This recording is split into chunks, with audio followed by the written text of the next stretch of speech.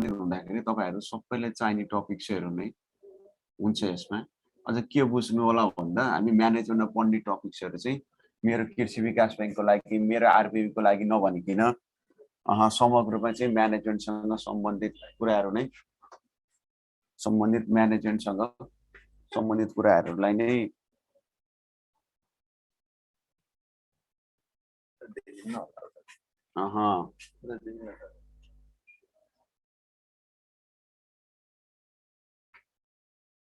सम्बन्धित सम्पूर्ण चाहिँ म्यानेजमेन्टसँग सम्बन्धित कुराहरुलाई नै हामीले पढ्छौं हैन। अनि यहाँ साथीहरुले चाहिँ हिजोको एन्सर भन्नुभएको छ, राष्ट्र बैंकको एन्सर भन्नुभएको छ। आज चाहिँ हामी त्यो छलफल गर्दैनौं। हामी हैन टाइम निकालेर अनि हामी त्यसमा गर्छौं। त्यो पनि 5-6 वटा क्वेशन हो। 5-6 वटा क्वेशनमा पनि तपाईहरुले त्यस्तो गाह्रो क्वेशन भनेको छैन हैन। मोटिभेसनबाट फेड्रिक हजबर्ग भनेरै सोधे जस्तो लाग्छ मलाई हैन। मोटिभेसनको यो के हो भन्ने कुरासँग सम्बन्धित कुराहरु त्यस्तो अप्ठ्यारो छैन। त्यही पनि म्यानेजमेन्टसँग सम्बन्धित चाहिँ कुराहरु चाहिँ हामी छलफल गरौँ न। तर आज चाहिँ पहिला हामी क्लासतिरै लागौं है। कन्फ्लिक्ट म्यानेजमेन्ट भनेको छ। यो कन्फ्लिक्ट म्यानेजमेन्ट बुझ्नको लागि यसको केही कुराहरु चाहिँ फरक चाहिँ हुन्छ है। बुझ्दाखेरि हामीले द्वन्द व्यवस्थापन भन्छौं। द्वन्द व्यवस्थापनको झगडा विचारहरुको असमझदारी भन्छौं हामी हैन। झगडा भन्दाखेरि मान्छे आपसमा लड्नु, त्यसलाई चाहिँ हामी झगडा भन्दैनौं। तपाईहरुले त स्क्रिन देख्नु भएको छ। सबभन्दा पहिला कन्फ्लिक्ट आउँछ कसरी हामी त्यसलाई हेरौं हैन। कन्फ्लिक्ट कसरी आउँछ हामी त्यसलाई हेर्नुपर्ने हुन्छ। एकैछिन तपाईहरुले बोर्डमा हेर्नु होला। बोर्डमा त्यहाँ तपाईहरुले मलाई देखिराख्नु भएको छ हैन। अब कतिपय साथीहरुलाई अझै पनि छ सरहरुको नाम भनिरहेको छ। मैले मेरो नाम पनि सुरुमा भनिसकेको हुनाले नभनेको मात्र हो हैन। मेरो नाम भनेको केआरपीआई। अब कतिपय नयाँ साथीहरु हुनुहुन्छ अनलाइनमै, उहाँले चाहिँ केआरपी भनेर चिन्नु होला। केआरपी है। अब मेरो नाम भनेको केआरपी भनेर सम्झनुस्। धेरै मेसेजमा तपाईहरुले सोधिराख्नु भएको छ हैन। अब आज हामी जाउँ द्वन्द व्यवस्थापन। यो अब मैले अघि पनि भनिसके नेपाल बैंकमा रहन्छ मलाई चाहिदैन कि अथवा कृषि विकास बैंकमा रहन्छ अथवा यसमा रहेछ यही सोध्ने हो कि त्यो भन्दा नि समग्रमा सबै म्यानेजमेन्टको सबैले लाग्ने कुराहरु हो, काम लाग्ने कुराहरु हो। सबैले पढ्नुपर्छ है। यो कन्फ्लिक्ट म्यानेजमेन्ट तपाईको सिलेबसमा नहुँदा पनि क्लासमा हुँदाखेरि मैले पढाइराखेको हुन्छु। यो सबैसँग जोडिने कुरा हो। मलाई कन्फ्लिक्ट म्यानेजमेन्टसँग सम्बन्धित रहँदाखेरि हामीले यसमा केही बुझ्नुपर्ने त्यस्तो अप्ठ्यारो त केही पनि छैन। तर केही बुझ्नुपर्ने कुराहरु चाहिँ छ त्यसमा। जस्तै अब यसैसँग सम्बन्धित हुँदाको अवस्थामा हामीले अब के हो त कन्फ्लिक्ट म्यानेजमेन्ट हैन। यहाँसँग सम्बन्धित हुँदाखेरि अब हामीले हेरौं कन्फ्लिक्ट म्यानेजमेन्टसँग सम्बन्धित हुँदाखेरि के हो त कन्फ्लिक्ट हैन।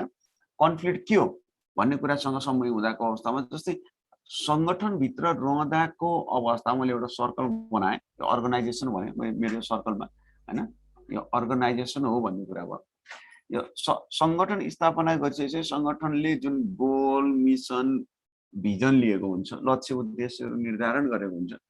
यो प्राप्त गर्नका लागि हामीले म्यानेजमेन्टको फंक्सनलाई हेर्यौं हैन। म्यानेजमेन्टको फंक्सनलाई हेर्यौं।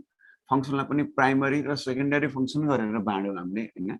प्राइमरी अथवा प्राथमिक कार्यहरुमा चाहिँ योजना बनाउने, प्लानिङका कुरा गर्यौं, अर्गनाइजिङका कुरा गर्यौं हैन। त्यस्तै गरी निर्देशनका कुरा गर्यौं अथवा कन्ट्रोलिङका कुरा गर्यौं अथवा कोअर्डिनेसनका कुराहरु गर्यौं हामी। यिनी कुराहरु हामी गर्यौं। यस बाहेकका अन्य कुराहरु भनेको सेकेन्डरी फंक्सनमा लिएर गयौं। सेकेन्डरी फंक्सनमा लिडरशिपका कुरा गर्यौं हैन। मोटिभेसनका कुरा गर्यौं, डिसिजन मेकिङका कुरा गर्यौं, कम्युनिकेसनका कुरा गर्यौं हैन। अथवा मोनिटरिङका कुरा गर्यौं, सुपरभिजनका कुरा गर्यौं, इभ्यालुएसनका कुरा गर्यौं हैन। अन्य कुराहरु हामी त्यसमा गर्यौं। यो दुईटा कार्यहरु हामीले मैले अगाडिकै क्लासमा तपाईहरुलाई भन्छु बारम्बार यिनी कुराहरुसँग सम्बन्धित रहेर हामीले जानुपर्छ। अब यसैसँग सम्बन्धित हुँदाको अवस्थामा यो दुईटा कार्यहरु हो भने त हामीले फेरि बुझ्नुपर्ने त कन्फ्लिक्ट म्यानेजमेन्ट हो हैन। कन्फ्लिक्ट म्यानेजमेन्ट बुझ्नुपर्ने छ। त्यसो कन्फ्लिक्ट कहाँबाट आउँछ त? अर्गनाइजेसनको कन्फ्लिक्टको कुराहरु गर्ने हो नि त। अब एकैछिन हेरौं। यो अर्गनाइजेसनले लिएका लक्ष्य उद्देश्यसँग सम्बन्धित रहेर हैन म्यानेजमेन्टले गर्नुपर्ने कार्यहरु अथवा म्यानेजमेन्टले गर्नुपर्ने कार्यहरुलाई प्राथमिक र सहायक कार्य गरेर बाँडे तापनि गर्नुपर्ने सम्पूर्ण कार्यहरु हुन्छ। यो सम्पूर्ण कार्यहरु राम्रो तरिकाले गर्नको लागि हामीले के हुन्छ हामीले एउटा प्लानिङको आवश्यकता हुन्छ, योजना आवश्यकता हुन्छ हैन। प्लानिङ राम्रो भएन भने के हुन्छ त भन्दा योजना राम्रो भएन, योजना समय सापेक्ष संगठनको आवश्यकता अनुसार भएन भने संगठनमा भएका रिसोर्सेसहरु खेर जान्छ। रिसोर्सेसहरुलाई हामीले हाइलाइट गर्ने भनेको अर्गनाइजिङ भन्ने हामी हैन। रिसोर्सेसहरू खेर जान्छ।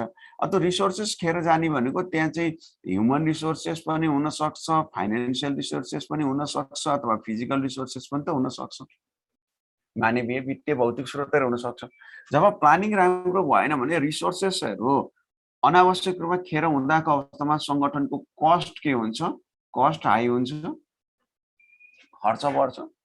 यो खर्च बढ्दाको अवस्थामा यो खर्च बढिसकेपछि अब त्यो अर्गनाइजेसनले दिने सर्भिसमा के हुन्छ त भन्दाखेरि कस्टमरहरूले त्यो सर्भिस लिँदाको अवस्थामा कस्टमरलाई त्यो सर्भिस के हुन्छ? महँगो हुन भनेको कस्टमरले हैन, कस्टमरले जुन सर्भिस लिएर आएको हुन्छ त्यो सर्भिसमा त्यो कस्टमर पनि सेटिस्फाई हुँदैन, किनकि रिसोर्सेस खेर जानेबित्तिकै टाइमिङ बढी लाग्छ हैन, अथवा इम्प्लोइको इफिसियन्सी डाउन हुन सक्छ, कम हुन सक्छ, घट्न सक्छ, त्यसर्थ कस्टमरहरू पनि के हुन्छ? सेटिस्फाई हुँदैन। भन्नाले हुँदैन हुने भन्ने कुरा हुँदैन कि कस्टमरको सेटिस्फाई हुने रेट पनि के हुन्छ भन्दा उनलाई पनि कस्टमरलाई लाग्ने कस्ट पनि के हुन्छ? बढ्न जान्छ। भनेको कस्टमर चाहिँ जति सेटिस्फाई हुनुपर्ने त्यति सेटिस्फाई हुँदैन। जब कस्टमर सेटिस्फाई हुँदैन भने अब हामी जाउँ यो कस्टमर कसको हो त भन्दाखेरि यो अर्गनाइजेसनको हो। अब कस्टमरले एउटा क्वालिटीको अथवा एउटा प्राइसमा अथवा एक किसिमको सर्भिस चाहिँ मैले प्राप्त गर्न सक्छु भनेर आशा गरिराखेको हुन्छ। अनि अर्गनाइजेसनले दिने सर्भिसमा के छ त भन्दा रिसोर्सेसहरू कमी हुने बित्तिकै अब अर्गनाइजेसनले दिने सर्भिस के हुन्छ? टाइम टु टाइम हुँदैन हैन, अथवा क्वालिटी हुँदैन। त्यसबाट के हुन्छ? यो अर्गनाइजेसन र कस्टमर बिच पनि के हुन्छ त भन्दाखेरि कम्युनिकेसन ग्याप हुन्छ, कोअर्डिनेसनको ग्याप हुन्छ हैन, कम्युनिकेसन ग्याप हुन्छ, कोअर्डिनेसनको ग्याप हुन्छ। त्यसले गर्दाखेरि यो कस्टमरले अर्गनाइजेसनलाई हेर्ने कुरा र अर्गनाइजेसनले कस्टमरलाई हेर्ने कुरामा के हुन्छ? उनीहरुबीच कन्फ्लिक्ट सुरु हुन्छ हैन, कन्फ्लिक्ट सुरु भयो भनेको मैले तपाईलाई एउटा सिम्पल वेबाट चाहिँ ब्रोड माइन्डमा मैले तपाईलाई बताउन खोजेको, यदि अर्गनाइजेसनले लिएका लक्ष्य उद्देश्यहरू राम्रो छ भन्दैमा पनि यदि अर्गनाइजेसनमा भएका रिसोर्सेसहरू चाहिँ टाइम टु टाइम हुन सकेन, व्यवस्थित हुन सकेन भने त्यसबाट पनि के हुन्छ त भन्दा संगठनमा समस्याहरू देखिन जान्छ, भनेको अनावश्यक खर्चहरू देखिन जान्छ, जसबाट संगठनमा चाहिँ द्वन्द्व सिर्जना हुन सक्छ हैन। अब यसैसँग सम्बन्धित रहदाको अवस्थामा हामी त्यो अर्गनाइजेसन र कस्टमरको पार्टलाई हेर्यौं। अब एकैछिन हामी हेरौं इम्प्लोइको पार्टलाई पनि, इम्प्लोइलाई पनि हेरौं हैन। अब कन्फ्लिक्ट म्यानेजमेन्टसँग सम्बन्ध हुँदाको अवस्थामा यो इम्प्लोइ हो, यो म्यानेजर हो हैन। अब म्यानेजमेन्ट हो अथवा म्यानेजर हो हैन, यो दुई बीचको चाहिँ मिसअन्डरस्ट्यान्डिङ भन्छ नि हामी हैन। मिसअन्डरस्ट्यान्डिङले के हो त भन्दाखेरि कन्फ्लिक्ट हो, भनेको व्यवस्थापक र कर्मचारी बीचको असमझदारी है, असमझदारी है, असमझदारीले के हो त द्वन्द्व हो। हामीले यहाँ कन्फ्लिक्ट म्यानेजमेन्ट भित्र चाहिँ हामीले टोटल पहिला कन्फ्लिक्ट म्यानेजमेन्टको कुरा हेर्दैनौँ कि पहिला असमझदारी हुन्छ इम्प्लोइ र म्यानेजर बीचको असमझदारीलाई नै हामी के भन्छौँ? द्वन्द्व भन्छौँ। अब द्वन्द्व भनेपछि दुईटा कुरा रहेछ, एउटा के कुरा रहेछ त भन्दाखेरि हामीले द्वन्द्व भनेको दुईटा कुरा भन्छौँ। दुईटा कुरामा के रहेछ अब तपाईले त नोट गर्नु होला। द्वन्द्व भनेको एउटा अभावद्वारा हुन्छ, अर्को दबावद्वारा हुन्छ। मैले तपाईलाई बारम्बार पनि क्लासमा भन्ने गरेको छु, यो अभाव र दबाव हो। अभाव र दबाव कसरी हुन्छ? असमझदारीले हुन्छ। ध्यान दिनुहोस् है, संगठनमा द्वन्द्व कसरी हुन्छ भन्दा असमझदारी सिर्जना हुन्छ। त्यो असमझदारीको अवस्थालाई हामी द्वन्द्व भन्छौँ। असमझदारी कुन बेलामा हुन्छ? कि अभावमा हुन्छ कि दबावमा हुन्छ है। अभाव भन्नेबित्तिकै कस्तो त जस्तै यो इम्प्लोइलाई हामीले काम गरेका छौँ, हामीलाई इम्प्लोइलाई काम अनुसारको तलब हामी दिन सकेनौँ भने के हुन्छ? कर्मचारीले काम अनुसारको तलब पाउन सकेन, अभाव भयो। अब उसको मनमा कुराहरू खेल्छ हैन, उसको मनमा कुराहरू खेल्छ। अनि यो तलब कम भएको हुनाले कर्मचारीले आफ्नो इफिसियन्सी जुन छ त्यो राम्रो तरिकाले चाहिँ परफर्म गर्न सक्दैन हैन। उसको क्षमता जुन छ त्यसलाई उसले चाहिँ प्रदर्शित गर्दैन। त्यो उसको क्षमता राम्रो तरिकाले काम नगर्ने बित्तिकै त्यो संगठनले उत्पादन गरेको हैन सर्भिस भनौँ अथवा प्रोडक्ट भनौँ, वस्तु भनौँ अथवा सेवा भनौँ, त्यसको क्वालिटी र क्वान्टिटी के हुन्छ? डाउन हुन्छ हैन। वस्तु अथवा सेवाको क्वालिटी पनि घट्छ र क्वान्टिटी पनि घट्छ। किन घट्छ त भन्दाखेरि त्यो इम्प्लोइले आफ्नो जब अनुसारको, आफ्नो जबको नेचर अनुसारको पाउनुपर्ने सफिसिएन्ट स्यालेरी पाउन सकेको छैन भन्ने कुरा चाहिँ उसलाई के छ भन्दा अभाव महसुस भएको छ एउटा। दोस्रो कुरो, मानव कुनै कर्मचारीलाई हामी आवश्यकता भन्दा बढी जिम्मेवारी दियौँ भने पनि उसले के गर्छ? अधिकार दियौँ भने पनि कर्मचारीले दबाव महसुस गर्छ। फर एक्जाम्पल भनौँ, मैले तपाईहरुलाई म्यानेजमेन्टको क्लास गरिराखेको छु भने एकैछिनको लागि वेब इन्स्टिट्युटले मलाई के भनेको भन्दा सर म्यानेजमेन्ट सँगसँगै एक्जाम्पलको लागि है सर म्यानेजमेन्ट सँगसँगै सरलाई अकाउन्टको क्लास लिइदिनुस् अथवा बैंकिङको क्लास लिइदिनुस् हैन त्यो भन्न सक्छ त्यो भन्ने बित्तिकै ममा नलेज भए पनि त मैले म्यानेजमेन्ट मात्र पढाउँछु भनिरहँदाखेरि सर आज एउटा क्लास यो गरिदिनुस् न भनेर मलाई अनावश्यक रूपमा चाहिँ मलाई कुनै कुराहरुमा पढाउनको लागि भनेर दबाब दियो के हुन्छ म्यानेजमेन्ट र म बीचको के हुन्छ द्वन्द्व हुन्छ तपाई संगठनमा आउनुहुन्छ तपाई क्याश काउन्टरमा काम गर्नुभएको छ अथवा तपाईले लोन डिपार्टमेन्टमा तपाई काम गर्नुभएको छ अथवा कस्टमर सर्भिस हैन सीएसआर मा तपाईले काम गर्नुभएको छ कस्टमर सर्भिस रिलेसनसँग सम्बन्धित गरेर तपाईले काम गर्नुभएको छ तर तपाईको ड्युटी भन्दा तपाईको जेडी जब डिस्क्रिप्सन भन्छ हामी कार्य विवरण भन्दा बाहिर गएर अन्य काम पनि दियो तपाई लोन डिपार्टमेन्टमा काम गर्नुभएको छ र सँगसँगै के भने त भन्दाखेरि पब्लिक रिलेसन काम गर्नको लागि तपाईले चाहिँ अब मार्केटिङ पनि गर्नुस् न भनेर सँगसँगै भन्यो भने तपाईले अब के भन्दा प्रेसर भयो के जबको प्रेसर भयो नि त त्यसबाट पनि के हुन्छ भन्दाखेरि हो तपाईले त्यो एक्स्ट्रा काम गर्दा कस्तोमा ओभरटाइम पाउन सक्नुहुन्छ हैन तर ओभरटाइम प्राप्त गर्दैमा पनि त सबै मान्छे स्याटिस्फाई त हुँदैन सबैले कुराहरु पैसाको लागि मात्र भने पनि सबै कुरामा चाहिँ मान्छे त्यसमा व्यवस्थित नहुन सक्छ त्यसबाट पनि के भयो त द्वन्द्व सिर्जना भयो मैले तपाईलाई एकदम सरल भाषामा तपाईलाई बताउन खोजेको त द्वन्द्व व्यवस्थापन भन्ने बित्तिकै दुईटा शब्द मिलेर बनेको छ द्वन्द्व व्यवस्थापन त्यहाँबाट बुझ्दिनु होला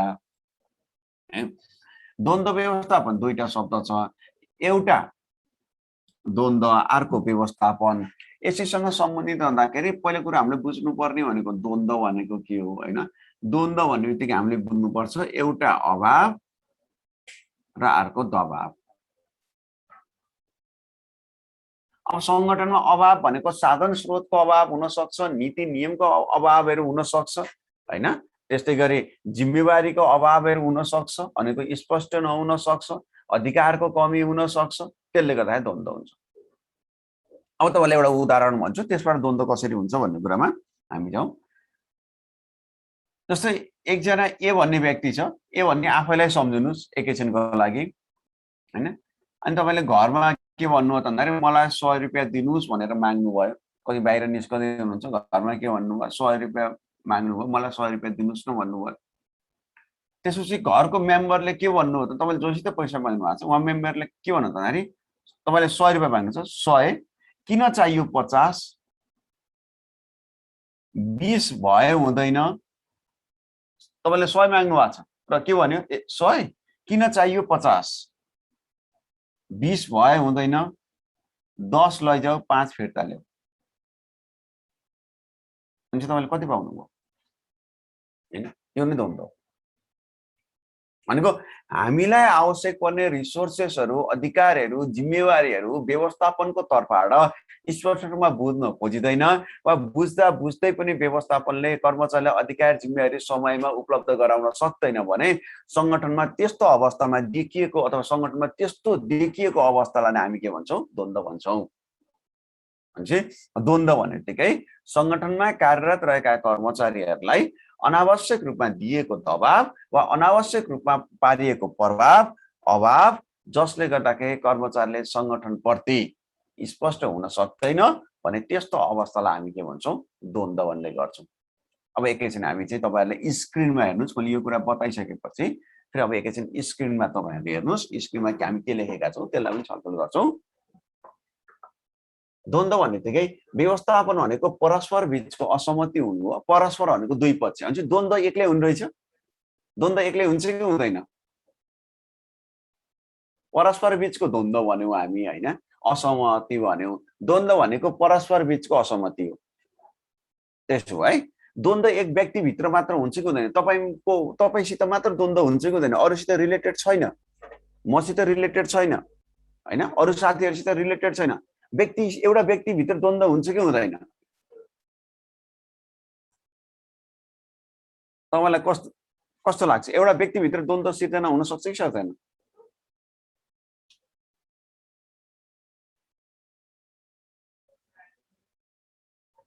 हुन सक्छ हैन हुन्छ व्यक्ति भित्र पनि द्वन्द्व हुन्छ हामी के भन्छौं बेला बेलामा कस्तो दोमन भयो भन्छौं नि हैन दोमन भने के हो त भन्दा दुईटा कुरा खेल्यो भनेको हो नि त हैन एउटा मानव दिमागले एउटा कुरा सोचिरहेछ हैन अथवा मनमुटुले एउटा कुरा सोचिरहेछ यो गरे कि त्यो गरौँ भन्ने भइरहेछ नि त दोमन भएको अवस्थालाई पनि हामीले के भन्यौं त भन्दाखेरि द्वन्द्व भन्यौं। तसर्थ द्वन्द्व व्यक्ति बीच पनि हुन्छ है। एउटा आफू व्यक्तिसँगै हैन अन्तर व्यक्ति भनेको आफू व्यक्तिभित्र पनि द्वन्द्व हुन्छ। त्यसलाई चाहिँ द्वन्द्व हुँदैन भन्ने कुरा हुँदैन। तसर्थ यसमा फेरि यहाँ भन्न खोजेको कुरा के हो त भन्दाखेरि व्यक्ति बीच द्वन्द्व हुँदैछ व्यक्ति परस्पर बीचको असमझदारी भन्नु त्यसो भए त व्यक्तिभित्र कसरी हुन्छ भन्ने कुरा भनेको परस्पर बीच भनेको हाम्रो सोचाइ र हाम्रो व्यवहार बीच पनि त असमझदारी हुन्छ भनेको है। द्वन्द्व भनेको परस्पर बीचको असहमति हुने हो। अझ अर्को शब्दमा भन्दा दुई वा दुईभन्दा बढी मानिसहरू बीच कुनै पनि विषयमा हैन वा वस्तुको सन्दर्भमा देखा परेका मत भिन्नता नै द्वन्द्व हो। भनेपछि अब हामी अर्गनाइजेसनको पार्टबाट हेर्दाखेरि एउटा कर्मचारीले आफूलाई मात्र के सोच्छ इम्पोर्टेन्ट होइन। अर्गनाइजेसनको गोल मिसन भिजन प्राप्त गर्नका लागि लक्ष्य उद्देश्य प्राप्त गर्नका लागि उले के गर्दछ भन्ने कुरा इम्पोर्टेन्ट हुन्छ। त्यही भएर यहाँ त्यही भनिएको सरल भाषामा भन्ने हो भने द्वन्द्व भनेको दुई वा दुई भन्दा बढी मानिसहरू बीच कुनै पनि विषयमा वा वस्तुको सन्दर्भमा सेवाको सन्दर्भमा देखा परेको मत भिन्नता नै द्वन्द्व हो। तपाईले यो लाइन हाइलाइट गर्नुस् र सुरुमा लेख्नुस्। यो लाइनले तपाईले बुझ्नु पर्ने हुन्छ। द्वन्द्व व्यवस्थापन लेखिसकेपछिको सरल भाषामा लेख्नुस्। संगठनात्मक लक्ष्य उद्देश्य लेख्नु त म सँगै तपाईलाई जोड्छु र लैजान्छु। द्वन्द्व व्यवस्थापन लेख्नुस्। संगठनात्मक लक्ष्य उद्देश्य संगठनात्मक लक्ष्य उद्देश्य प्राप्त गर्नका लागि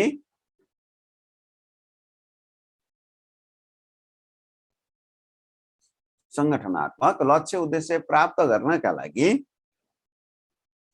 संगठनसँग सम्बन्धित रहेका संगठनात्मक लक्ष्य उद्देश्य प्राप्त गर्नका लागि संगठनसँग सम्बन्धित रहेका संगठनसँग सम्बन्धित रहेका के हुन्छन् त भन्दा कर्मचारी पनि हुन्छ, स्टेक होल्डर लगानीकर्ता पनि त हुन्छ, ग्राहक पनि त हुन्छ हैन। त्यही भएर अब हामीले भन्यौ संगठनसँग सम्बन्धित रहेका दुई वा सो भन्दा संगठनसँग सम्बन्धित रहेका दुई वा सो भन्दा बढी पक्षहरू बीच दुई वा सो भन्दा बढी पक्षहरू बीच दुई वा सो भन्दा बढी पक्षहरू अब पक्षहरूलाई कसरी बुझ्नु होला त भन्दाखेरि पक्ष भनेको कर्मचारी पनि हो, पक्ष भनेको ग्राहक पनि हो, पक्ष भनेको लगानीकर्ता पनि हो, पक्ष भनेको राज्य पनि हुन सक्छ हैन। तसर्थ दुई वा सो भन्दा बढी पक्षहरू बीच कुनै पनि विषयमा दुई वा सो भन्दा बढी पक्षहरू बीच कुनै पनि विषयमा वा वस्तु वा सेवाका सन्दर्भमा कुनै पनि विषयमा वा वस्तु वा सेवाको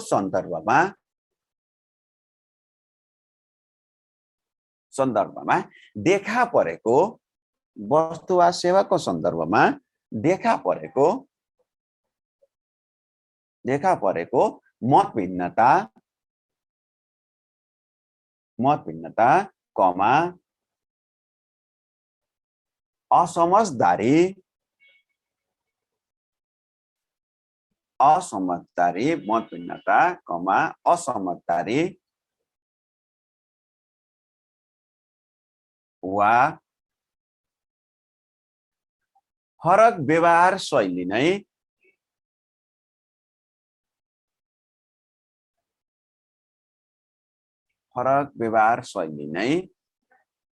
द्वन्द्व हो। फरक व्यवहार शैली नै द्वन्द्व हो।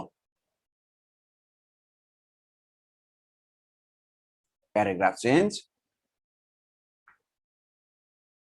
प्रत्येक व्यक्तिको फेरि यसमा के तपाईहरुले सँगसँगै के बुझ्नु होला भन्दाखेरि द्वन्द्व चाहिँ व्यक्तिसित पनि सम्बन्धित हुन्छ है। अब मैले लिएर आएर फेरि थोरै मोटिभेसनलाई पनि अलि मैले पछि तपाईहरुलाई जोडिहाल्छु हैन। मोटिभेसनकै कुरा फेरि कन्फ्लिक्टमा आइहाल्छ त्यसमा। त्यसर्थ कन्फ्लिक्ट भन्नेबित्तिकै फेरि यसमा के बुझ्नु पर्यो भन्दाखेरि कन्फ्लिक्ट केसँग सम्बन्धित सरकारवाला पक्ष त्यो सरकारवाला पक्ष भनेबित्तिकै व्यक्तिसँग सम्बन्धित हुन्छ भन्यौ हामी त्यसमा हैन। भनेको त्यो संगठनभित्र होस् अथवा हैन कर्मचारी होस् लगानीकर्ता होस् एउटा व्यक्ति हो। द्वन्द्व भन्नेबित्तिकै वैचारिक विचारहरूको असमझदारी भनेको मेसिनसँग हुँदैन, व्यक्तिसँग हुन्छ। त्यही भएको हुनाले हामीले त्यसलाई लेख्न खोजेको लेख्नु त प्याराग्राफ चेन्ज गरेर व्यक्तिको व्यक्तिगत मूल्यमा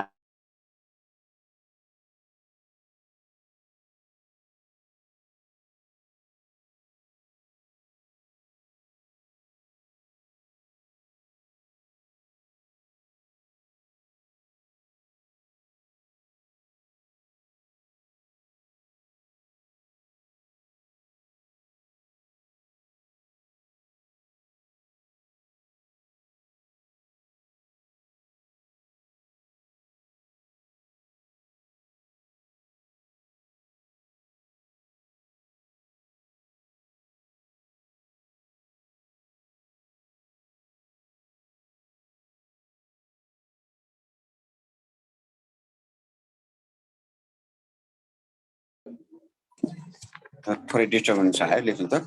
व्यक्तिको व्यक्तिगत मत भिन्नता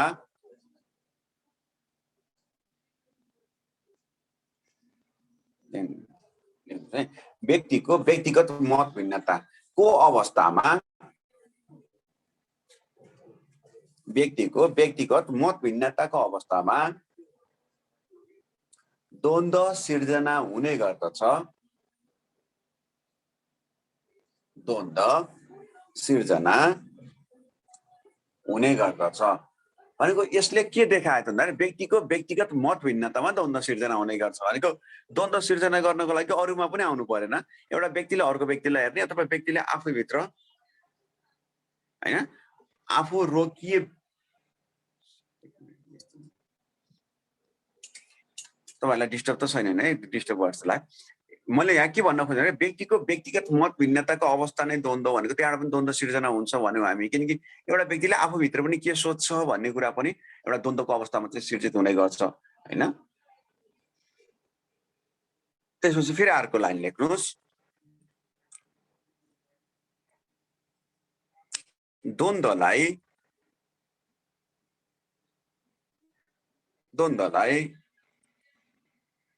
परम्परागत तथा द्वन्द्वलाई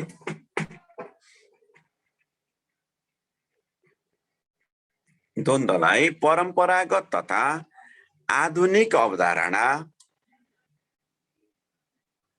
द्वन्द्वलाई परम्परागत तथा आधुनिक अवधारणा को आधारमा पनि आधुनिक अवधारणाको आधारमा पनि अध्ययन गर्न सकिन्छ।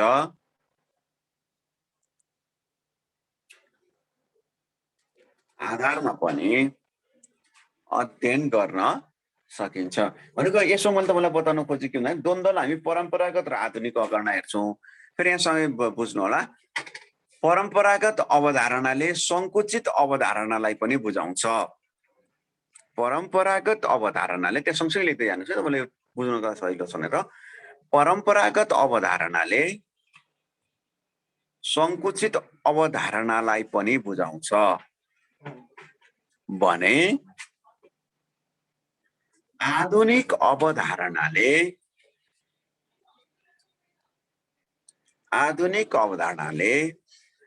बृहत अवधारणालाई पनि बुझाउँछ।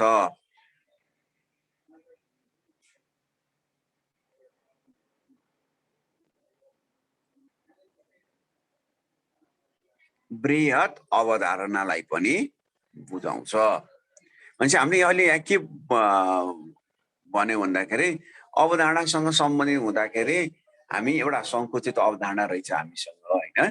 त्यसपछि अर्को बृहत अवधारणा रहेछ। अनि अब त्यो बृहत अवधारणा र संकुचित अवधारणा के हो भन्ने कुरामा पनि अब हामी यहाँ सँगसँगै हेर्छौँ। अब तपाईले एकैचोटि स्क्रिन हेर्नुस्, स्क्रिनमा पनि देख्नुहुन्छ।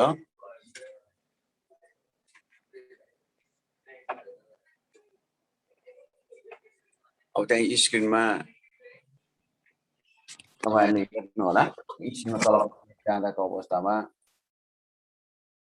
अब हामी तपाईले केही कुरा लेखेर यहाँ सँगसँगै देखाउँछौँ।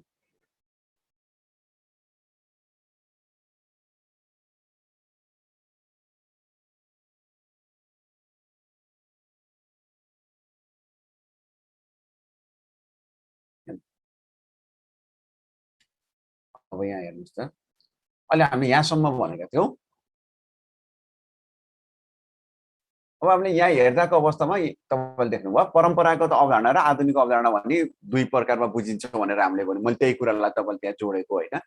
अब त्यहाँ के भनिएको छ भन्ने कुरामा यहाँ दुईटा छ। अहिले हामी फेरि यसैमा छलफल गर्छौँ है। अब एकैछिन हामीले यहाँसम्म थियौँ, व्यक्तिको व्यक्तित्व मूल्य मान्यता ज्ञान अनुभव र अपेक्षाका आधारमा वैचारिक विचलन डेभिएसनको सिर्जना हुन्छ। तब व्यक्तिले आफै आफ्नै वा अरूको कुरालाई स्वीकार गर्न सक्दैन। यही अवस्थामा द्वन्द्वको प्रतिनिधि हो द्वन्द्व भन्यो। अनि पनि हामीले के भन्यो व्यक्तिको व्यक्तिगत मूल्य मान्यतामा हैन फरक पनि आएको अवस्था हो नि त। व्यक्तिको व्यक्तिगत मूल्य मान्यतामा फरक कोसित आउँछ, आफैसित आउने हैन नि त, अरूसित हो नि त हैन। मैले के सोचेको छु, ए फलानुले मलाई त राम्रो भन्दै हुन्थ्यो भनेर सोचिरहेको छु, तर फलानुले के भन्यो, ए त्यसले मलाई नराम्रो भन्ने भनेदेखि तपाईँको मनमा के त वैचारिक बेमेल भयो नि त, असम्वाद, उसलाई हेर्ने दृष्टिकोणमा परिवर्तन भयो होइन। नकारात्मक कुराहरू आउन सक्छ, सकारात्मक कुराहरू आउन सक्छ होइन, तामझाम छ व्यक्तिभित्रको। तर व्यक्ति आफैले वा अरूको कुरालाई चाहिँ उसले एक्सेप्ट गर्न स्वीकार गर्न सक्दैन होइन, त्यसलाई लिन सक्दैन के, राम्रो कुरा भन्दा पनि लिन सक्दैन भने त्यस्तो अवस्थालाई नै हामी के भन्छौँ त भन्दाखेरि द्वन्द्व भन्छौँ। जस्तै फर एक्जाम्पल म तपाईँलाई अर्को उदाहरण पनि दिन्छु। जस्तै कुनै मान्छेले अरूलाई हेर्ने दृष्टिकोण होइन, कहाँसम्म हेर्छ, कहाँसम्म जान्छ, तपाईँको एउटा चाहिँ आशा हुन्छ नि। जस्तै आफ्नो कुनै मिल्ने साथी हुन्छ होइन, अर्गनाइजेसन एउटा सँगै काम गर्ने सहकर्मी साथी हुन्छ होइन, कुनै एउटा चाहिँ हाम्रो फ्यामिलीभित्र कुनै मेम्बर हुनसक्छ जसलाई तपाईँले मनको कुराहरू सेयर गरिराख्नु भएको छ होइन, आफ्नो कुराहरू सेयर गर्नु भएको छ होइन। तर आफ्नो कुरा पनि अब फेरि हामी नेपालीको बानी के छ भन्दाखेरि मेरो कुरा कसैलाई नभन है भन्दै अरूलाई भन्छ होइन, अनि उसले पनि फलानाले भनेको नभन भन्दै अरूलाई भनिदिन्छ नि, यो गोप्य कुरा नभन है भन्दै अरूलाई भनिदिने हो। त्यस्तो अवस्था भनेको जुन तपाईँले जसलाई विश्वास गर्नुभएको छ त्यो विश्वास गरेको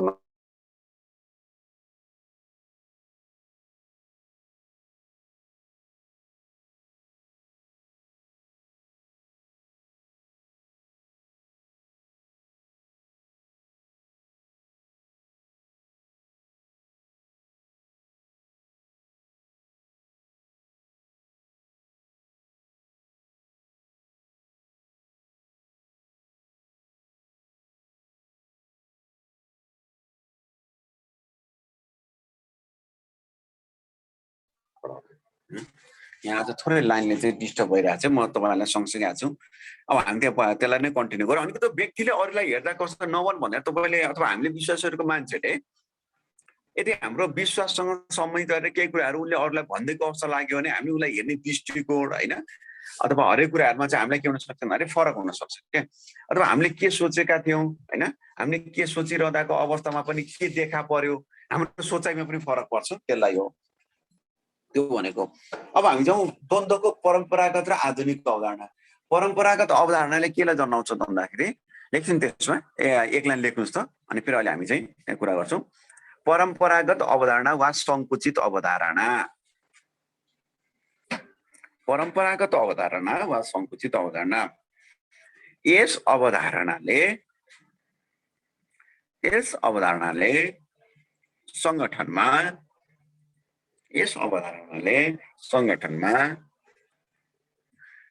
जे जस्तो अवस्थामा यस अवधारणाले संगठनमा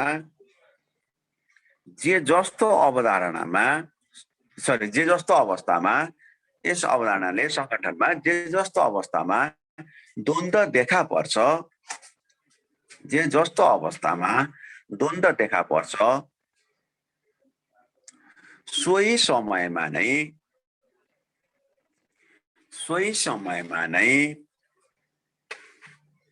व्यवस्थापकद्वारा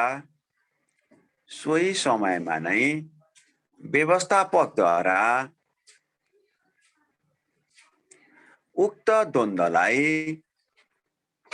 सोही अवस्थामा नै व्यवस्थापकद्वारा उक्त द्वन्द्वलाई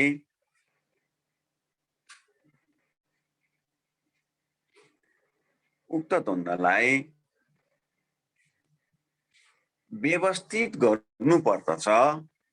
उक्त द्वन्द्वलाई हैन व्यवस्थित गर्नुपर्दछ। व्यवस्थित गर्नुपर्दछ भनेको द्वन्द्व देखिएको अवस्थालाई चाहिँ मिलाउनु पर्दछ भनेको।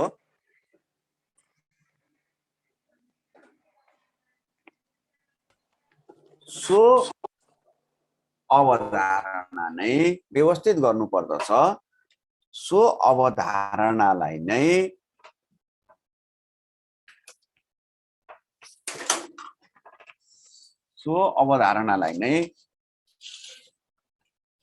परम्परागत अवधारणा भनिन्छ। यहाँ हामीले त्यही कुरा लेखेका छौँ। आज थोरै तपाईँलाई थोरै डिस्टर्ब भयो जस्तो छ साथीहरू, लाइनले एकदमै डिस्टर्ब भइरहेको छ, त्यही भएर घरि मोबाइलबाट घरि चाहिँ हामी स्क्रिन सेयर गरिरहेको छौँ लाइनले दुःख दिएर। हुन्छ अब अगाडिपट्टि स्क्रिनमा एकचोटि हेर्नुहोस् त, यहाँ लेखेका पनि छौँ हामी परम्परागत अवधारणा।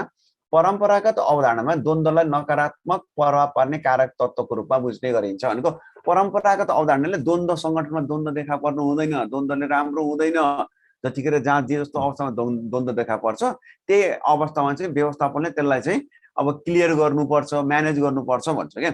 जस्तै एकैछिनको लागि कसैले अब तलब बढाइदिनु पर्यो भनेर कुनै कर्मचारीले द्वन्द्व सिर्जना गर्छ भने कि तलब बढाइदिइहाल हैन, कि तलब बढाउन सक्दैन भने त्यो कर्मचारीलाई निकालिदिइहाल। किन भन्दाखेरि त्यो कर्मचारीलाई अहिले यतिकै तिमीले चाहिँ तलब पछि बढाइदिन्छु है, अहिले काम गरेर बढाइदिन्छु भनेर काम गर्ने भने भोलि उसले के हेर्छ भन्दाखेरि 1 को 2 हुन्छ, 2 को 4 हुन्छ। आज एउटा कर्मचारीले तलब छोडेर भयो भने कर्मचारीले भोलि हैन सबै कर्मचारीले भन्न सक्छन् तिम्रो साधन स्रोत छैन, संगठनको क्यापेसिटी छैन, संगठनमा रिसोर्सेस छैन भने त्यो कुरालाई राखिराख्नु हुँदैन भन्छ यसले। भनेको जहाँ जतिखेर जे जस्तो अवस्थामा द्वन्द्व सिर्जना हुन्छ व्यवस्थापकद्वारा सोही समयमा सोही स्थानमा अथवा सोही प्रक्रियाद्वारा के भन्छ द्वन्द्वलाई व्यवस्थापन गर्नुपर्छ। द्वन्द्व संगठनको हितको लागि हुँदैन भन्ने अवधारणा के त परम्परागत अवधारणा।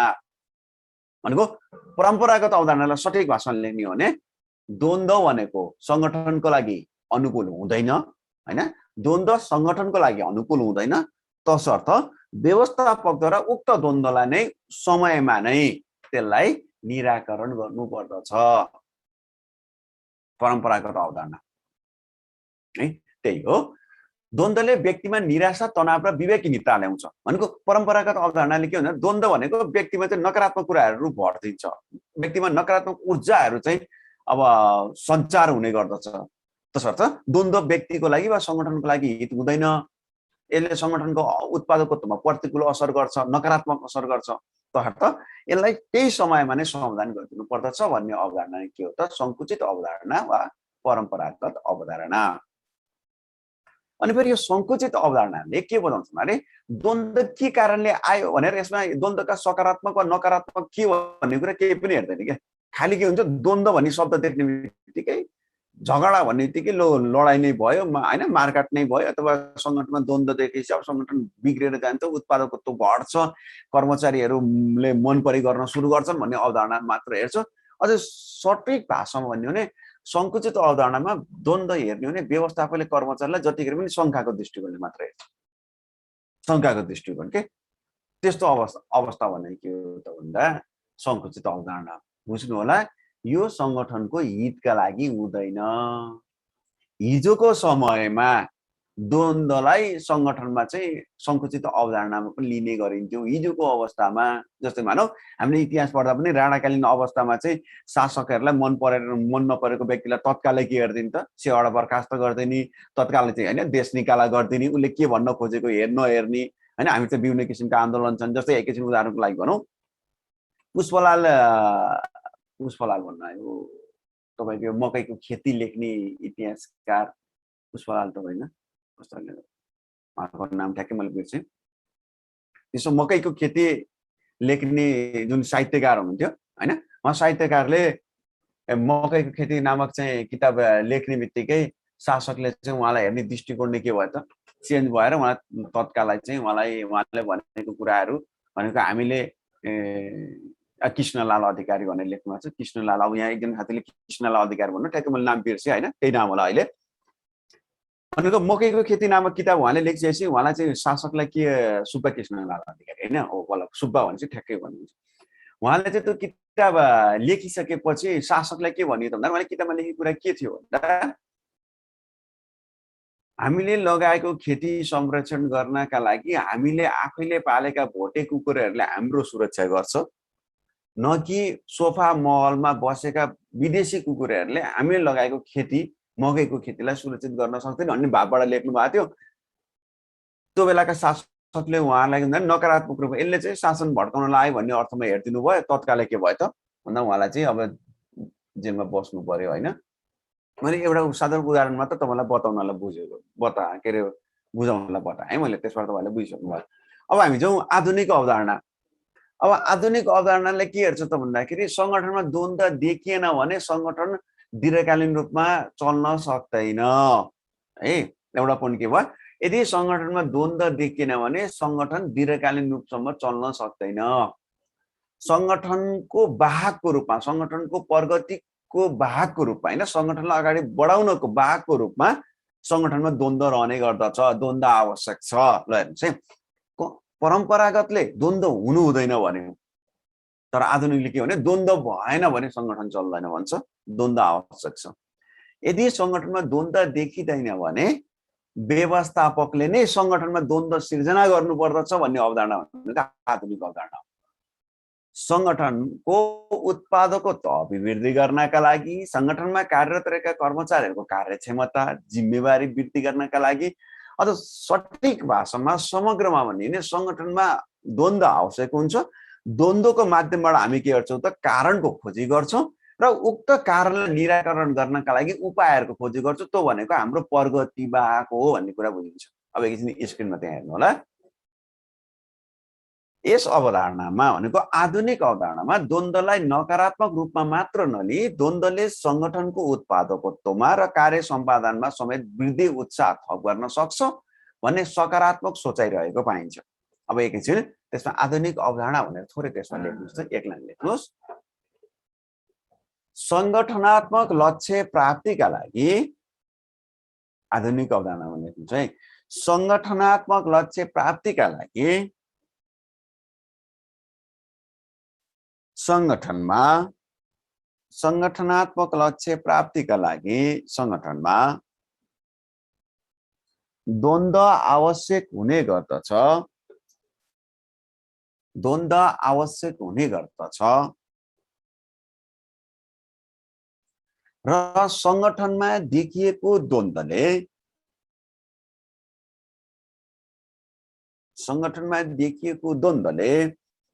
परिवर्तनलाई स्वीकार गर्ने गर्दछ।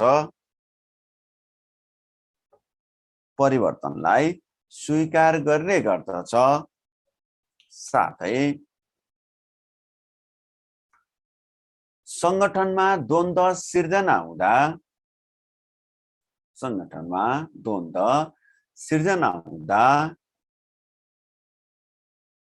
द्वन्द्व देखिनुका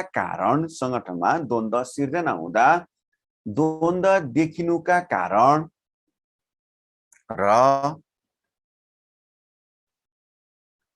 समस्या समाधान गर्ने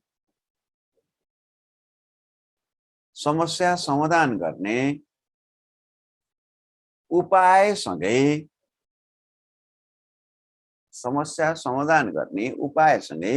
नयाँ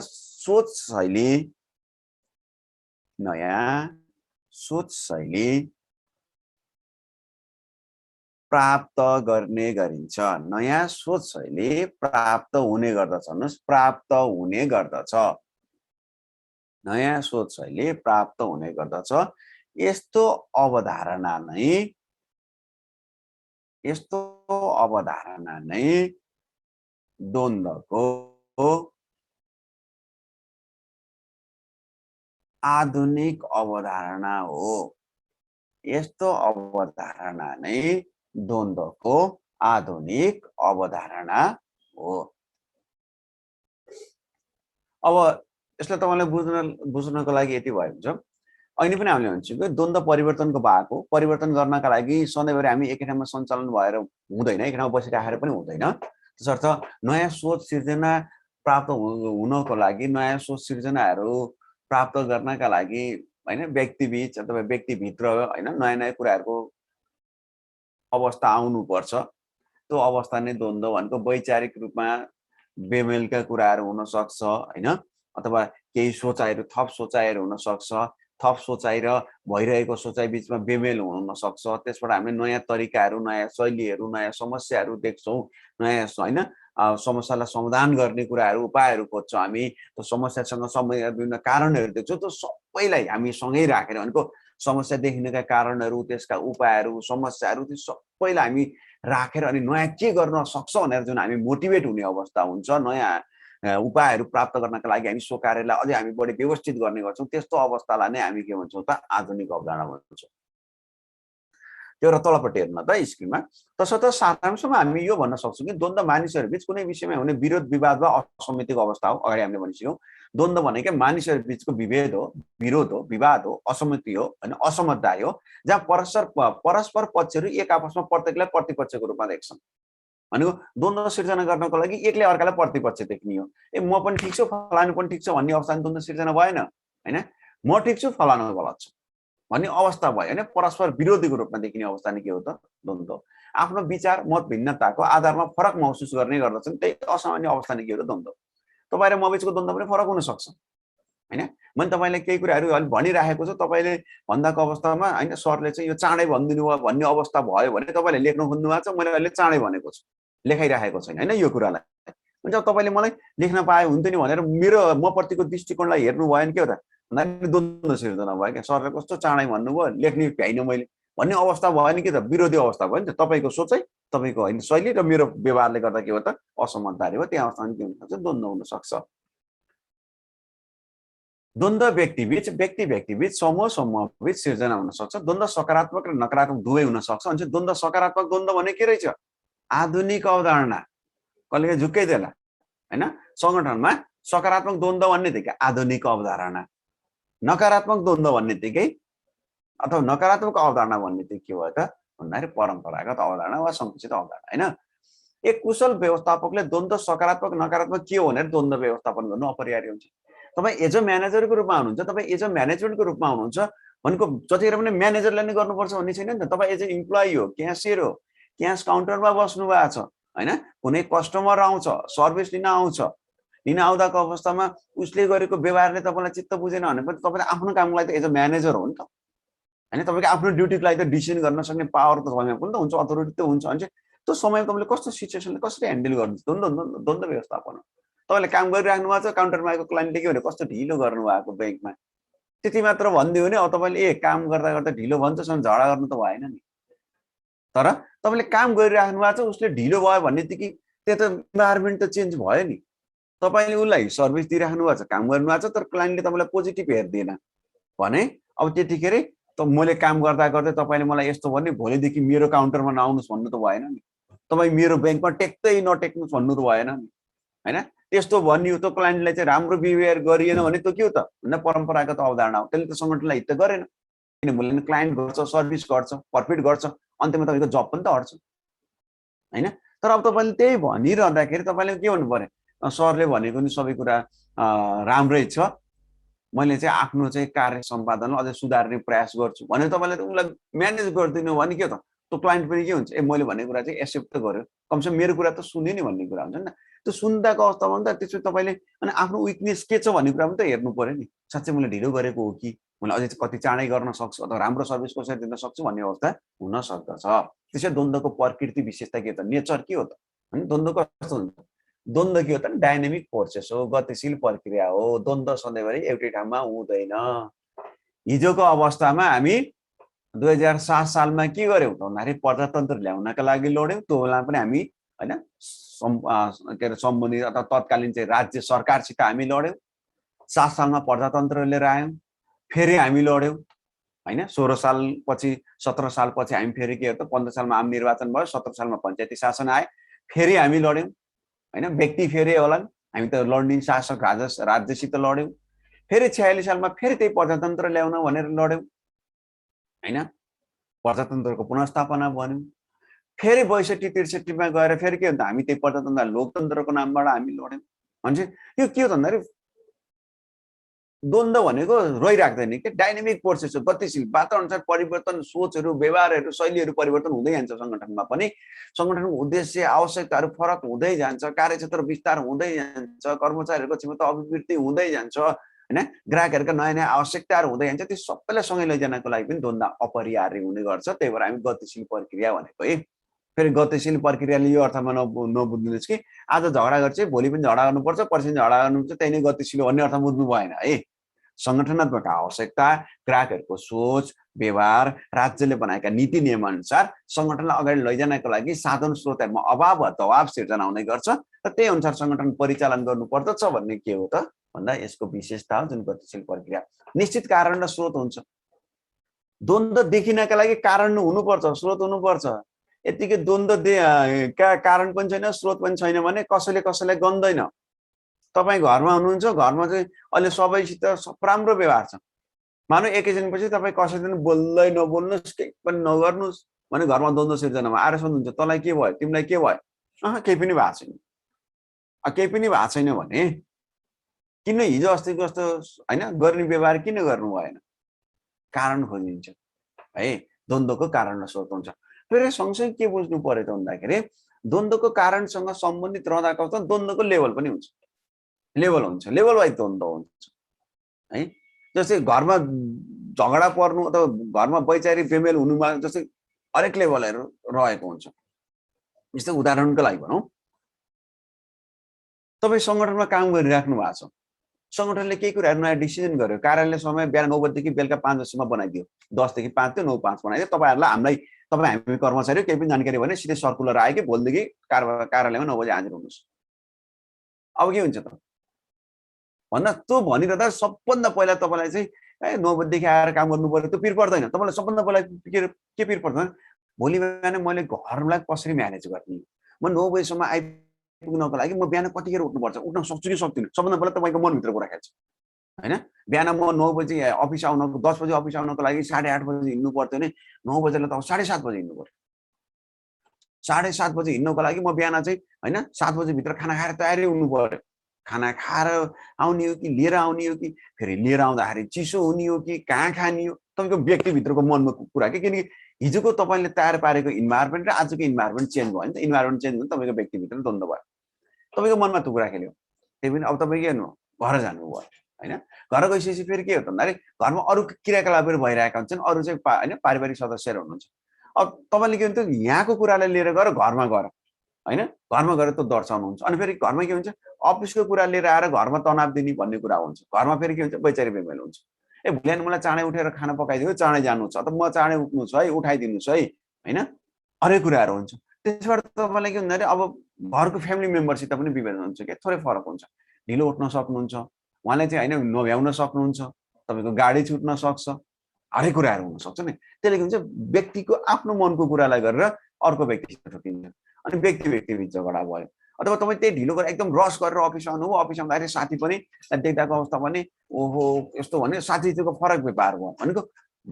जहिले पनि कन्फ्लिक्टको के हुन्छ भने एकैचोटि चाहिँ कन्फ्लिक्ट टपमा पुग्दैन कि, एउटा लेभलमा जान्छ। पहिला व्यक्तिमा देखिन्छ, व्यक्तिले आफूसित भएको कुराहरूमा उसले फरक पनि पाउँछ, आफ्नो सोच व्यवहारमा चाहिँ उसले फरक पनि पाउँछ। अनि त्यो उसको त फरक पर्ने गर्दा उसको व्यवहार फरक हुन्छ। उसको फरक व्यवहारले उसको साथीलाई गरेको व्यवहार चाहिँ मन पर्दैन, साथीले उसलाई गरेको व्यवहार मन पर्दैन, व्यक्ति बिच फरक हुन्छ।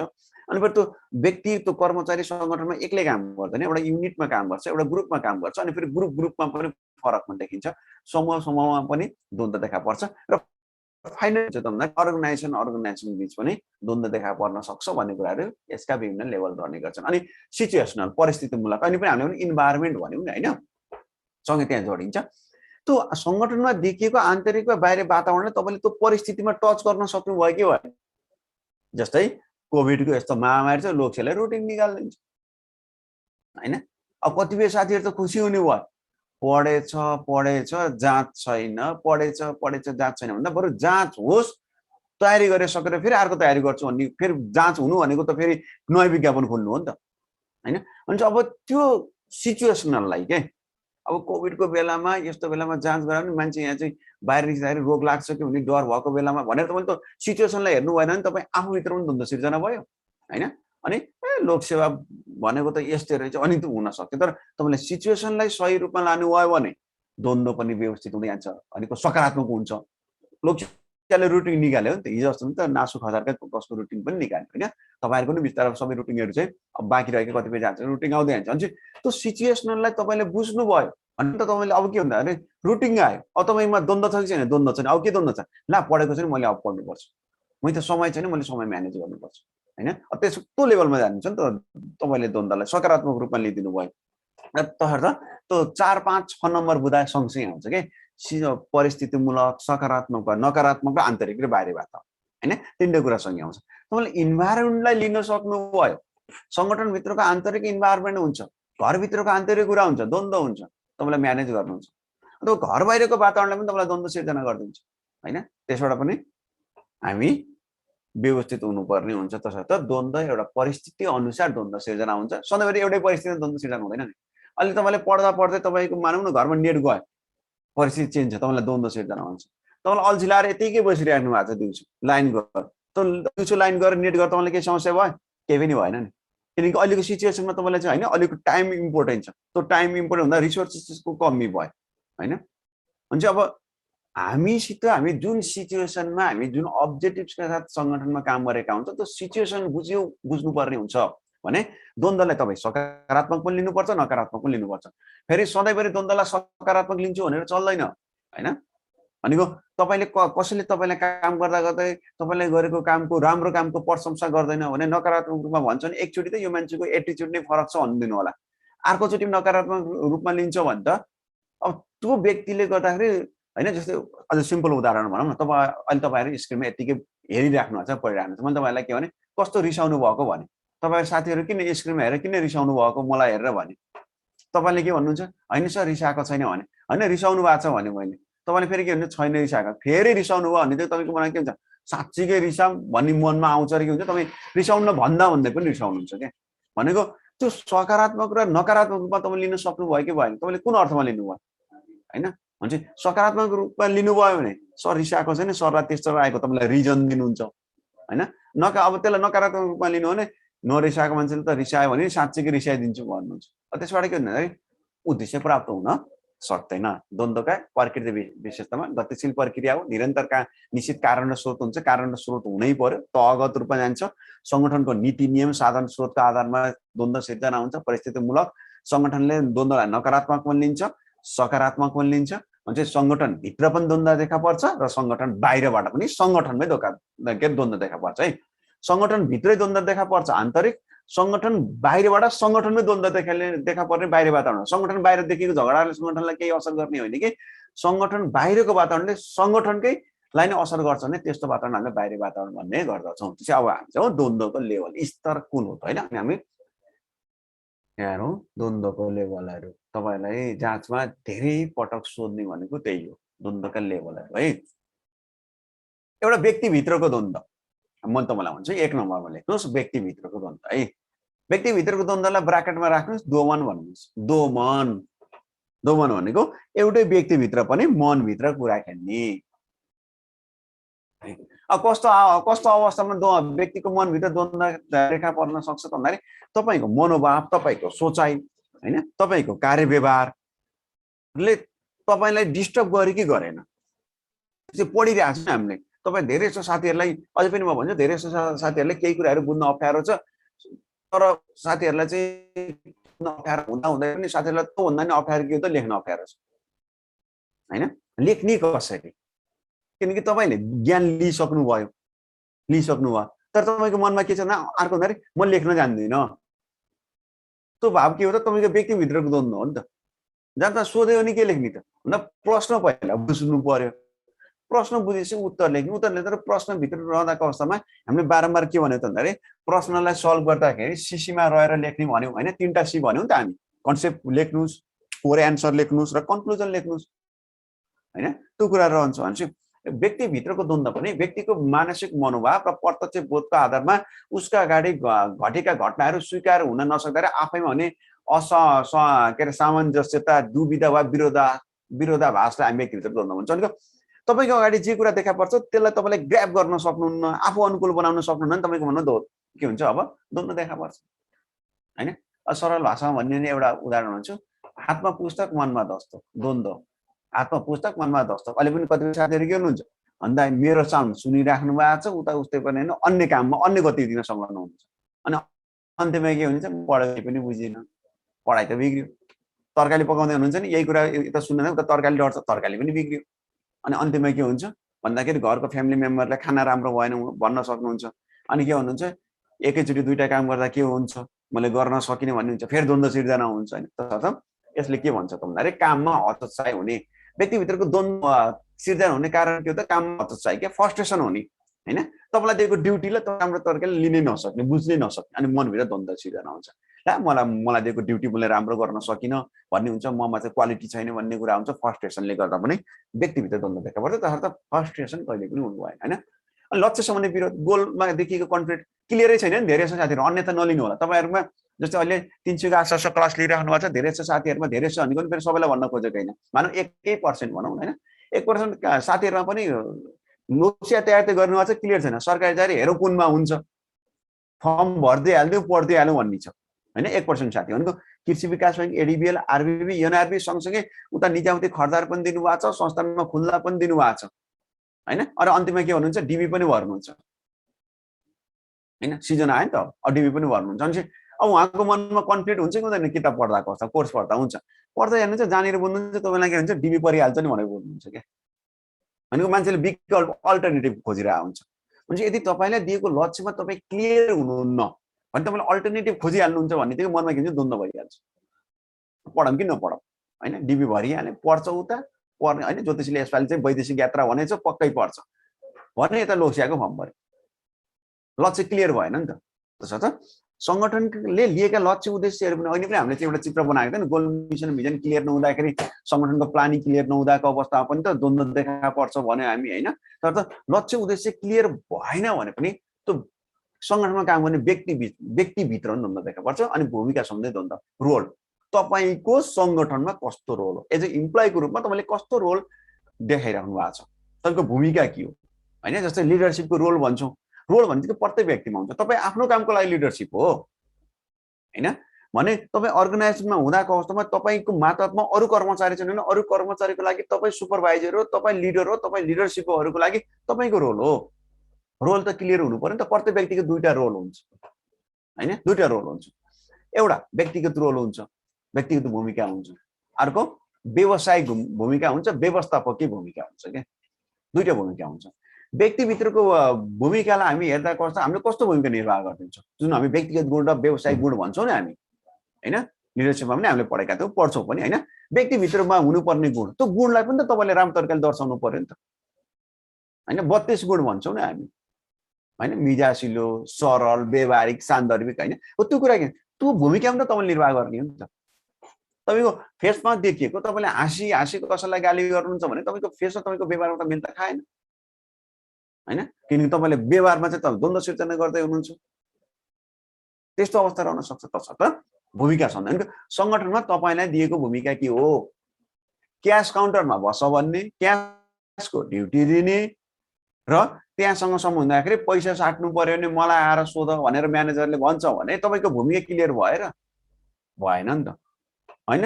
क्यास एक्सचेन्ज काउन्टरमा राखिदिएको छ र म्यानेजरले के भन्यो, 1000को नोट साट्नु पर्यो भने मलाई सोध्नु होला, त्यसो तपाईँको भूमिका के त, तपाईँको ड्युटी के क्लियर भएन नि त। अर्गनाइजेसनमा हामीले काम गर्दाखेरि हामी आफ्नो काममा सेटिस्फाई हुन सकेनौँ, फ्रस्ट्रेसन भयो भने पनि व्यक्तिभित्र द्वन्द्व हुन्छ। हामी पुग्ने लक्ष्य अथवा अर्गनाइजेसनको गोल मिसन भिजन अथवा हाम्रो ड्युटी क्लियर भएन भने पनि हैन हामीलाई चाहिँ द्वन्द्व सिर्जना हुने गर्छ। भने हामीले गर्नुपर्ने कामको कार्यक्षेत्र स्पष्ट भएन भने पनि व्यक्तिभित्र चाहिँ द्वन्द्व देखा पर्छ। दोस्रो छ अन्तर्व्यक्तिगत द्वन्द्व हैन। अब अन्तर्व्यक्तिगत द्वन्द्व भनेको अब हाम्रो मनभित्रको कुराहरुमा त हामीले के त व्यक्तिभित्रको द्वन्द्व भन्यो, कृषि विकास बैंकमा यति दुःख गरेर नाम निकाले, खोइ काम त के हो कहिले कता काम लगाउँछ, कहिले कता काम लगाउँछ, यस्तो काम गर्नुपर्ने रहेछ, म त बैंकको घुम्ने कुर्सीमा भनेको त फ्रन्ट डेस्कमा राखिदियो भनेर तपाईले आफूलाई चाहिँ आफ्नो काममा आफू सेटिस्फाई हुनु भएन हैन, फ्रस्ट्रेसन आइदियो भने त के हो त, तपाई मनभित्र कुरा खेल्ने त हो नि। अनि त मनमा कुरा खेल्दै गर्दाखेरि एउटा काम गर्नुहुन्छ, त्यो काम बिग्रिन्छ, अनि फेरि सुपरभाइजरले किन काम गल्ती गर्नु भएन गाली गर्नुहुन्छ, अनि फेरि सुपरभाइजर पनि कस्तो रहेछ एउटा काममा पनि गाली गर्यो करायो भन्नुहुन्छ, अनि सुपरभाइजरले हेर्ने दृष्टिकोण पनि तपाईको हैन नेगेटिभ हुँदै जान्छ। अनि त्यही कुरा मनमा लिएर घरमा पुग्नुहुन्छ, अनि फेरि घरमा पुग्दाको अवस्था अनि घरमा केही कुरा गर्दा पनि अनि अफिसको कुराले तपाईलाई तनाव दिइरा हुन्छ, यहाँ नबोल मसँग अफिसको कस्तो तनाव छ भन्नुहुन्छ, फेरि घरको मान्छेले के भन्नुहुन्छ अफिसको कुरा यहाँ ल्याएर झगडा गर्यो भन्नुहुन्छ। बिस्तारै सबै कुरा लाइफस्टाइल नै चेन्ज हुन्छ क्या। हो त्यो लाइफस्टाइल चेन्ज हुँदाखेरि तपाईको मनको कुरा कहाँ पुग्यो, घरमा पुग्यो नि त, मनको कुरा कहाँ पुग्यो, सुपरभाइजरमा पुग्यो नि। हो त्यो नै के त अन्तर्व्यक्तिगत हुन्छ। अब व्यक्तिभित्रमा केही फरक पनि महसुस गर्ने बित्तिकै अब व्यक्तिले अरूसित गर्ने व्यवहारमा पनि फरक हुन सक्छ। त्यो अवस्था नै के हो त भन्दाखेरि अन्तर्व्यक्तिगत हो। आचरण, असहमति, फरक विचार, विरोध, अविश्वास जस्ता कारणबाट के हुन्छ भन्दा अन्तर्व्यक्तिगत द्वन्द्व सिर्जना हुने गर्छ। अब अन्तर्व्यक्तिगत मैले तपाईलाई एकैचोटि अविश्वास गर्नको लागि त केही कारण नभइकन अविश्वास गर्न मैले सक्दिनँ, तर कारण खोज्दै हुँदा गर्छ। पहिलो कुरो त्यो कारण तपाईलाई अविश्वास गर्ने कारण सँगसँगै त मैले त्यहाँभित्र तपाईलाई हेर्ने दृष्टिकोण पनि त सँगै परिवर्तन हुनु पर्यो नि त। आजको विश्वासिलो मान्छे भोलि अविश्वासिलो हुनको लागि त तपाईले मलाई केही गरेको हुनु पर्यो, मेरो मनमा कुरा खेलेको हुनु पर्यो, मैले तपाईलाई हेर्ने दृष्टिकोण परिवर्तन हुनु पर्यो हैन। हामीले त्यही भएर विशेषतामा सकारात्मक नकारात्मक आन्तरिक बाहिर वातावरण भन्यौं नि त, परिस्थिति भन्यौं हैन। त्यो सबै कुरालाई यसमा रहने गर्छ। त्यही भएर अन्तर व्यक्तिगत द्वन्द्व भनेको दुई व्यक्ति बीचका फरक विचार, दुई व्यक्ति बीचको है, अब व्यक्ति भित्रको होइन कि फरक व्यक्ति है, दुई व्यक्ति बीचको फरक विचार, आचरण, असहमति, विरोध वा अविश्वासका कारणले विवाद सिर्जना हुन्छ, त्यसलाई अन्तर व्यक्तिगत द्वन्द्व भन्छौँ। यस्तो द्वन्द्व चाहे कार्य अवस्थामा होस् चाहे व्यक्तिगत जीवनका कुनै पक्षमा सिर्जना भएको होस्, त्यसले आपसी सम्बन्ध चासोलाई समाप्त पार्छ। मलाई अघि पनि तपाईँलाई उदाहरण दिएँ, अफिसमा तलब थोरै भयो, मलाई फ्रन्ट डेस्कमा राखेर यस्तो कुर्सी दियो अथवा मलाई धेरै काम लगाए भन्ने कुरा मनमा खेलिरहँदाखेरि गरेको कामबाट गल्ती हुन्छ, त्यो गल्तीलाई सुपरभाइजरले हामीलाई होइन किन गल्ती गर्नुभयो भनेर भन्नुहुन्छ। त्यो अवस्था हामी के हुन्छ, मनमै त आफ्नो काममा सन्तुष्ट छैनौँ, त्यसैमा त्यो सुपरभाइजर कराउनुहुन्छ, अनि फेरि उहाँप्रति हेर्ने दृष्टिकोण हुँदैन, अनि उहाँले कराएको कुरा मनमा कुरा खेलिरहेको छ, घरसम्म पुर्याइदिन्छौँ, घरमा फेरि के गर्छौँ, यहाँ अफिसको कस्तो तनाव बच्छ भने घरमा झगडा गरिदिन्छौँ। अरे के भयो त, व्यक्तिगत जीवनलाई पनि त असर गर्यो। त्यही भनेको यसमा यस्तो द्वन्द्व चाहे कार्य अवस्थामा होस् चाहे व्यक्तिगत जीवनका कुनै पक्षमा सिर्जना भएको होस्, त्यसले आपसी सम्बन्ध चासोलाई समाप्त पार्छ। यस्तो द्वन्द्वले गर्दा दुई पक्ष मिली सम्पादन गर्नुपर्ने कार्यमा नकारात्मक अवस्था सिर्जना गर्छ। अनि मिलेर गर्नुपर्ने काममा के हुन्छ त भन्दाखेरि नेगेटिभ पर्सेप्सन देखा पर्छ हैन, नकारात्मक दृष्टिकोण देखा पर्छ। यस्तो अवस्थामा तेस्रो व्यक्ति वा पक्षको आगमन भएमा अझै बढी द्वन्द्व चर्कन सक्ने अवस्था रहन्छ। पहिला के हुन्छ नि, यदि यो लाइन पढ्ने थियो कि तपाईहरुले हाम्रो दैनिक लाइफमा पनि परिरहेको हुन्छ नि, घरमा दुईजना पक्ष बीचको हैन विचारको असमझदारी हुन्छ, अनि चाहिँ अर्को मान्छे आएर थपाइदिन्छ हैन। अनि त्यसले के हुन्छ त भन्दाखेरि यस्तो अन्तर व्यक्तिगत द्वन्द्वमा चाहिँ एकले अर्कालाई स्पष्ट त्यही रूपमा क्लियर बुझ्यौं भने अझै राम्रो हुन्छ। जस्तै राष्ट्रिय वाणिज्य बैंकको इम्प्लोयरहरु अथवा यो राष्ट्रिय वाणिज्य बैंकको कर्मचारी युनियन र राष्ट्रिय वाणिज्य बैंकको म्यानेजमेन्ट बीच द्वन्द्व हुँदाको अवस्थामा फेरि हामीले उदाहरण दिँदा अथवा अन्य कुनै बैंक आएर चाहिँ हाम्रो बैंकमा त यस्तो छ, राष्ट्रिय वाणिज्य बैंकमा यस्तो, तिमीहरुको व्यवस्थापनले त यस्तो गर्छ भन्दियो भने के हुन्छ, द्वन्द्व अझै चर्किन्छ। तसर्थ यसले के भन्छ भन्दा अन्तर व्यक्तिगत द्वन्द्व भनेकै हाम्रो एउटा उखान छ नि, भाइ फुट्यो गवार लुट्यो भन्छ नि हैन। भनेको घरभित्रका भनेको सम्बन्धित व्यक्ति परस्पर विरोधी व्यक्तिहरु बीच यदि उनीहरुमा द्वन्द्व सिर्जना भयो भने बाहिर मान्छे भित्रियो भने के हुन्छ, अझ उनीहरुलाई नजिक बनाइदिने होइन कि टाढा लैजान सक्ने अवस्था चाहिँ बढी देखिन सक्छ भन्ने कुरा हो। फेरि द्वन्द्व म्यानेजमेन्ट, कन्फ्लिक्ट म्यानेजमेन्ट गर्दा कस्ता फेरि त्यो थर्ड पार्टी चाहिन्छ, हामी त्यो अर्थमा जाने नि कि यसले भनेको द्वन्द्व देखा पर्दा कस्तोमा व्यक्तिगत भिन्नताबाट तपाईले साथीलाई कसरी हेर्नुहुन्छ, साथीले तपाईलाई कसरी हेर्नुहुन्छ हैन, हामीको व्यक्तित्वबाट पनि के हुन्छ, द्वन्द्व सिर्जना हुन्छ। शक्ति र मर्यादाको भिन्नता, समूहमा समान नाम निकालेछ, समान जस्तै भने क्याश दुईजना साथी क्याश काउन्टरमै हुनुहुन्छ, दुईटाले समान काम गर्ने तर एउटालाई चाहिँ थप अथोरिटी दिने, अधिकार दिने हैन, एउटालाई चाहिँ अधिकार नदिने, एउटालाई चाहिँ तिमीले के रे नेपाली पैसा त हैन नेपाली करेन्सी सँगसँगै तिमीले चाहिँ फरेन करेन्सी पनि एक्सचेन्ज गर्न सक्छौ भन्ने अधिकार दिने एउटालाई। फेरि एउटालाई के गर्ने त भन्दाखेरि हैन तिमीले चाहिँ नेपाली करेन्सी मात्र एक्सचेन्ज गर, फरेन तिमीले नगर भन्ने त के हुन्छ, समान तह छ, समान कार्य छ त, जिम्मेवारीमा फरक पर्नु। अब तपाईले के गर्नुहुन्छ, ए त्यसलाई चाहिँ फरेन करेन्सी साट्ने अथोरिटी दियो, मलाई दिएन ओहो भनेर तपाईले के गर्नुहुन्छ भन्दा त्यो साथीलाई पनि हेर्नुहुन्छ के, यसले चाहिँ अधिकार बढी पाएर मलाई यस्तो व्यवहार गरेको हो कि, उसले राम्रो बोल्दा बोल्दा नि तपाईको मनमा के हुन्छ, नेगेटिभ पर्सेप्सन आइदिन्छ हैन। अरु केही गर्नु पर्दैन नि, घरमा अब फ्यामिलीले भनौँ न, तपाईहरु दाजुभाइ दिदीबहिनी हुनुहुन्छ, दुईटा मोबाइल ल्याएर दिनुभयो, पहिला हामीलाई तिमीलाई के चाहिन्छ, मोबाइल चाहिन्छ, दुईटा मोबाइल ल्याएर दिनुभयो, तपाईलाई 20,000 को छ, उहाँलाई 21,000 को मोबाइल छ, क्वालिटी र त्यसमा काम गर्नुपर्ने काममा चाहिँ एक रति फरक छैन, मानौ त्यही कम्पनीको त्यही मोबाइल हो, एउटा पुरानो स्टक थियो 20,000 पर्यो, एउटा नयाँ स्टक चाहिँ 21,000 पर्यो। अब दुईटा मोबाइल ल्याएर दुईजनाको हातमा दिनुभयो के भन्नु हो, तिमीहरु सेम एउटै ब्रान्ड हो, केही फरक छ, फिचर्स केही फरक छ, तपाईहरु फरक छैन, दुवैजना ह्याप्पी। अनि के भन्नु, यसलाई चाहिँ 21,000 पर्यो एउटालाई भन्ने बित्तिकै अब तपाईको मनमा के हुन्छ, ए मलाई 20,000 को दिनी ल हेर्नुस् हैन। त्यसबाट के भयो त भन्दाखेरि व्यक्तित्व भिन्नता, मूल्य मान्यता विश्वासबाट के हो। त्यस्तो अवस्थामा एकले अर्कालाई हेर्ने हैन, भ्यालु नर्म्स का कुराहरु हुन्छ, त्यसबाट फरक पर्छ। त्यसैगरी शक्ति र मर्यादाबाट तपाईले पावर कति प्रयोग गर्न सक्नुहुन्छ, अरूले कति पावर प्रयोग गरेको छ, अथोरिटी कति छ हैन, त्यसबाट अनि तपाईलाई दिएको रिसोर्सेसहरु हैन, अवेलेबल रिसोर्सेसहरु कति छ, त्यसबाट पनि तपाईलाई के हुन्छ भन्दाखेरि व्यक्ति द्वन्द्व सिर्जना हुन्छ। तपाई स्टोरमा जानुभयो कलम चाहियो भनेर, अनि के हो त स्टोरले तपाईलाई चाहिँ म्याक्स राइटर दियो, अर्को साथीलाई पाइलट पेन दियो, लेख्ने त दुईटाले क लेख्नु नि, त्यो क नै लेख्ने हो, ए लेख्ने हो, ए नै लेख्ने हो, तर तपाईको मनमा के हुन्छ, ए त्यसलाई पाइलट पेन 150 को मलाई 20 रुपैयाँको ल हेर्नुहोस् हैन त्यो भनेको तपाईले उसलाई हेर्दिनुहुन्छ कसरी हैन तपाईलाई संगठनले दिएको रिसोर्सेस कति छ त्यसमा नै फरक पर्छ के तपाईले काम गराउँदाको अवस्थामा तपाईलाई फ्रन्ट डेस्कमा राखेको छ तपाई कहीँ ड्युटी गर्नु भएको छ गर्मी हुन्छ भनेर फ्यान राखिदिएको छ अनि फ्यान माथि सिलिङमा झुन्डाइदिएको छ अनि फ्यानको आवाज आउँछ फ्यान घुम्दाखेरि कट कट कट कट गरेर आवाज आउँछ तपाईको 50% काम के हुन्छ फ्यानमा हुन्छ कतिखेर खस्छ र मलाई लाग्छ भन्दा काम गर्दै माथि हेर्छ काम गर्दै माथि हेर्छ त्यसबाट तपाईको इफिसिएन्सी के हुन्छ कम हुन्छ नि त परफर्मेन्स त कम हुन्छ हो त्यसबाट पनि के हुन्छ भन्दाखेरि द्वन्द्व सिर्जना देखा पर्ने गर्छ त्यो कोसित हुन तपाईसित हैन संगठनभित्र द्वन्द्व देखा पर्ने गर्छ त्यसर्थ शक्ति संगठनको पावर स्ट्याटसका कुराहरूले असर गर्छ अनि कार्यगत पृष्ठभूमिको इच्छाहरू पनि हामीले ब्याकग्राउन्ड कस्तो छ फ्यासिलिटी कस्तो छ हैन अनि संगठनमा चाहिँ व्यवस्थापनले कसरी हेरिरहेको छ द्वन्द्व त्यस्तो अवस्थामा व्यक्ति बीच चाहिँ संगठनमा कार्यरत रहेका कर्मचारीले द्वन्द्व देखा पर्ने गर्छ भने चाहिँ अन्तर व्यक्तिगत द्वन्द्व देखिनु पर्ने के तत्त्वबाट कारण के रहेछ व्यक्तिगत भिन्नताबाट हैन मान्यता र विश्वासको भिन्नताबाट शक्ति र मर्यादाको भिन्नताबाट समान कामका लागि फरक अवसर सृजना गरियो भने त्यसबाट हैन उपलब्ध साधनको सीमितताबाट त्यही काम गर्नको लागि चाहिने आवश्यक पर्याप्त मात्रामा रिसोर्सेस दिएन उपलब्ध साधनको सीमितताबाट भन्ने हामीले उदाहरण भन्यौ नि 100 किन चाहियो 50 20 भयो भने 10 लाई 5 फिर्ताले भने घरमा तपाईलाई त्यो भनेर 10 रुपैयाँ दिएर 5 रुपैयाँ फिर्ता माग्नु भने तपाईले उल्टै गर्नुहुन्छ बरु मैले तँलाई 100 रुपैयाँ दिन्छु भनेर हिँड्नुहुन्छ हैन त्यस्तो अवस्था हुन सक्छ अनि कार्यगत पृष्ठभूमि भनेको हामीले काम गर्दा कस्तोमा ब्याकग्राउन्ड कस्तो छ फ्यासिलिटी कस्तो छ हैन गर्मीको समयमा रहेर काम गराएको छ तराईको क्षेत्रमा हामीले काम गर्नु परेको छ फ्यान घुम्छ तर हावा आउँदैन भने पनि त अब त्यसले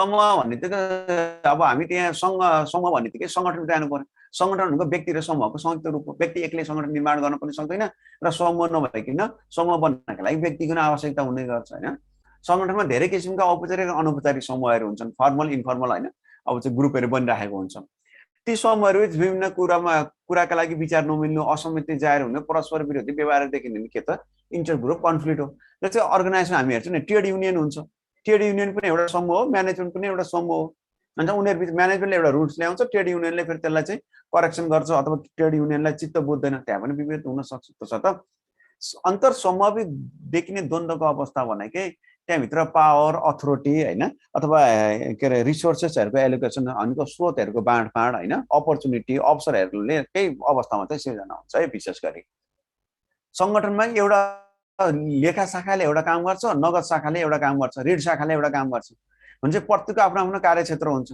एकले गरेको कार्यक्षेत्रमा अर्कोले हस्तक्षेप गर्यो भने के हुन्छ त समूहमा द्वन्द्व देखा पर्छ नि व्यक्तिमा द्वन्द्व देखा पर्दैन त्यहाँ समूहमा देखा पर्छ हैन व्यक्ति समूहमा देखिनको लागि हुन्छ भने पहिला व्यक्तिभित्र देखिन्छ अनि व्यक्ति समूहमा देखा पर्छ लक्ष्यमा भिन्नता हैन भनेको अघि पनि हामीले भनिसक्यौं जसरी व्यक्तिमा चाहिँ समान कामका लागि समान अवसर सिर्जना नभए जस्तो यदि हामीले चाहिँ लिएका लक्ष्यहरुमा फरक पनि छ काम एउटै गर्छौं लक्ष्य फरक छ मानौ न लोकसेवाले एक्जाम दिने अनि के भन्यो भने तपाईलाई चाहिँ 40 ल्याएर पास हुनुपर्छ भन्ने अर्कोलाई चाहिँ 30 ल्याए हुन्छ भन्ने अवस्था भयो नि त के हो त लक्ष्यमा त भिन्नता भयो नि त फरक पनि देखियो भनेको समूह बीच पनि त काम गर्दाखेरि समूह बीच संगठनमा काम गर्दाखेरि उनीहरुको टार्गेट भनेको त गोल मिसन भिजन एउटै हुनुपर्छ कार्यक्षेत्र फरक हुन सक्छ जिम्मेवारी फरक हुन सक्छ तर सबैको लक्ष्य समान भइदियो भने द्वन्द्व सिर्जना हुँदैन लक्ष्यमा फरक हुन सक्छ अनि मर्यादाको लागि स्ट्रगल गरेर आउँछौं हामी हैन अब स्ट्याटसको लागि के हैन स्ट्रगल संघर्ष गरेर आउँछौं संगठन भित्र रहँदा पनि विभिन्न समूह हुन्छ यो मैले काम गर्ने समूह चाहिँ प्रायोरिटीमा पर्नुपर्छ अथवा सिनियरिटी हो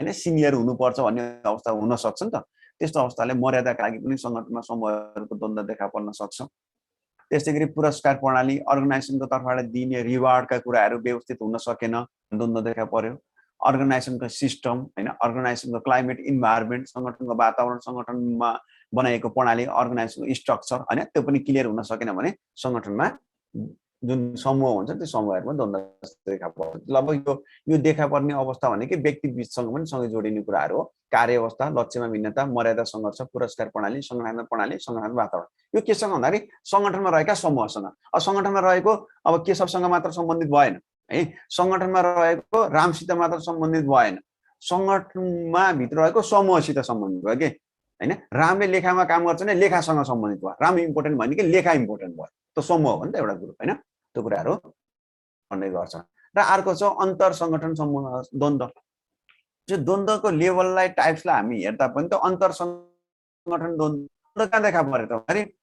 संगठन संगठन बीच नेपाल सरकारले फर एक्जाम्पल भनौं नेपाल सरकारले पोलिसी बनाउँदाखेरि राष्ट्रिय वाणिज्य बैंकले प्रत्येक वर्ष कमाएको नाफा चाहिँ नेपाल सरकारलाई दिनु पर्दैन एक्जाम्पल है फेरि त्यस्तो हैन कि सरकारले पोलिसी के बनाएको भन्दाखेरि राष्ट्रिय वाणिज्य बैंकले कमाएको नाफा चाहिँ हामीलाई दिनु पर्दैन सरकारको पनि लगानी छ हामीलाई चाहिँ लगानी बापतको डिभिडेन्ड चाहिदैन नाफा तिमी नै बाँडेर खाऊ भन्दिने अनि कृषि विकास बैंकलाई फेरि हामीले लगानी गरेको छ लगानीको नाफाले भन्दा कसो दुईटा संगठनमा गरेको व्यवहार के हो त फरक व्यवहार हुन्छ जान्नुहुन्छ है आखिर राज्यको एउटै तहभित्र हुँदाखेरि प्रत्येक संगठनलाई भनेको जति पनि हामी नीति नियम बनाउँछौँ साधन स्रोतहरू बनाउँछौँ तर राज्यबाट बनाएका साधन स्रोत नीति नियमहरू सबैलाई समान हुन्छ नि त द्वन्द्व सिर्जना पर्दैन द्वन्द्व देखा पर्दैन जस्तै नेपाल सरकारले नेपाल टेलिकमलाई पनि ट्याक्स लिएको छ नाफामा एनसेलबाट पनि ट्याक्स लिएको छ तर नेपाल टेलिकमलाई चाहिँ सरकारी हो भनेर ट्याक्स छुट दिने एनसेललाई ट्याक्स छुट दियो भने के हुन्छ अब द्वन्द्व सिर्जना हुन्छ नि त्यही भनेको सरकारको असमान व्यवहार हैन राज्यले पोलिसी बनाउँदाखेरि सबैलाई समान हुने गरी बनाउनु पर्यो विज्ञापनमा अपमान हैन जुन एडभर्टाइजिङ गर्दाको अवस्थामा अपमान संगठन बीच देखा पर्ने जस्तै मैले तपाईलाई क्लासमा पनि भन्ने गरेको छु जस्तै हामीले कुनै एउटा एक्जाम्पल भनौं न एकैछिन भनौं लुगा धुने साबुन कुनै एउटा चाहिँ साबुन कम्पनीले के भन्छ ए कम्पनीको साबुन छ भने जस्तै बोर्डमा हेर्नु भने ए कम्पनीको साबुन छ उसले आफ्नो साबुनको विज्ञापन गर्दाखेरि बी कम्पनीको साबुन खत्तम छ मेरो प्रयोग गर भनेर भन्यो भने के हो त द्वन्द्व सिर्जना पर्यो उसले अरूलाई तुलना गर्न पाउँदैन तर हामी के देख्छौँ भन्दा तपाईको मनमा लाग्न सक्छ देखाउँछ भन्छ हैन ए भन्ने कम्पनीले आफ्नो साबुनको विज्ञापन गर्नु पर्यो भने उसले अर्को कुनै एउटा साबुन या सप राख्छ हैन साबुन राख्छ र के भन्छ दुईटै साबुनले कपडा धोको देखाउँछ अनि यो साबुनले भन्दा एक साबुनले राम्रो धोयो भने देखाउँछ अर्को कुनै साबुन चाहिँ फलानु कम्पनीको भन्छ भन्दैन तर उनले त्यहाँ साबुन प्रयोग गरिरहँदाखेरि देखाइएको साबुन पनि के हो उसको आफ्नै साबुन हो खाली उसले विज्ञापनमा तुलना गर्दाखेरि ए राम्रो छ भन्ने मात्र देखाइदिएको थियो संगठन देखा पर्ने द्वन्द्व भनेको अरू संगठनमा भएका क्रियाकलापलाई विज्ञापनको माध्यमद्वारा चाहिँ अपमान गर्ने अरूलाई तुच्छ बनाउने एनटिसीले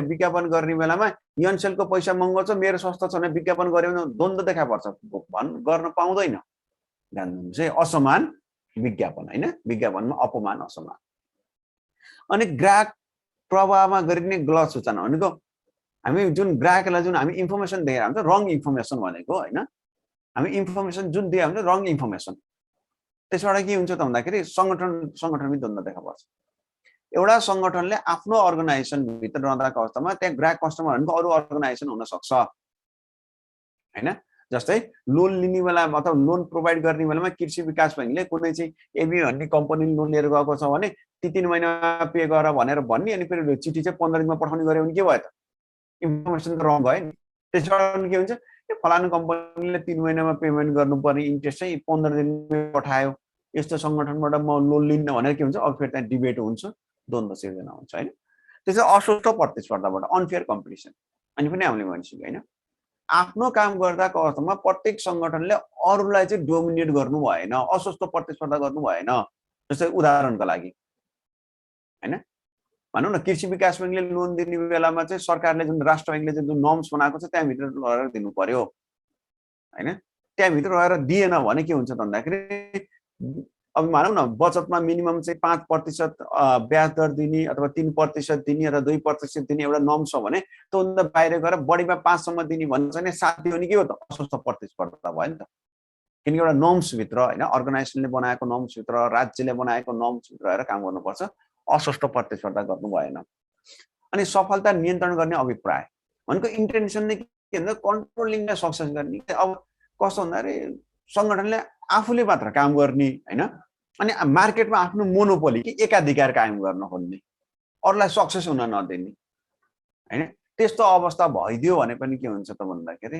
द्वन्द्व देखा पर्छ अरू संगठनमा तपाईले आफ्नो काममा त तपाई आफू कति सक्सेस हुनु भएको छ जस्तै भनौं तपाई रुममा बस्नु भएको छ दुईजना साथी सँगै हुनुहुन्छ रुम सेयर गरेर हैन रुममेट हुनुहुन्छ पढिराख्नु भएको छ तपाई के हुन्छ अरे फलानुलाई पास हुन दिन्न भन्ने किसिमबाट चाहिँ आफू पढ्दा हैन अरूलाई डिस्टर्ब होस् नहोस् आफ्नो किसिमबाट पढ्ने मानौ अर्को साथी बेलुका पढ्नुहुन्छ भने अनि आफू के भन्ने मलाई चाहिँ लाइट बालेको निन्द्रा लाग्दैन भन्ने अनि फेरि उलाई लाइट निभाउनै लगाउने अथवा उलाई के भन्ने तैँले राति पढ्दाखेरि मलाई डिस्टर्ब भयो सुत्न पाउने भन्दिने बित्तिकै साथीको माइन्डमा के हुन्छ नेगेटिभ कुराहरू खेल्छ अनि द्वन्द्व सिर्जना हुन्छ तसर्थ कन्ट्रोल जुन छ हामी जुन सक्सेस गर्ने जुन हामी हैन इच्छा शक्ति हुन्छ त्यसलाई चाहिँ हाम्रो संगठनले काम गरिरहँदा अरू संगठन त्यसलाई कन्ट्रोल गर्ने खोज्दिने के हैन त्यस्तो अवस्था भइदियो भने पनि संगठनबिच द्वन्द्व रहने गर्छ अनि द्वन्द्वका तहहरू प्रकारहरुमा व्यक्तिभित्रको व्यक्ति बीचको समूह बीचको र संगठन बीचको गरी द्वन्द्व हामीले हेर्नु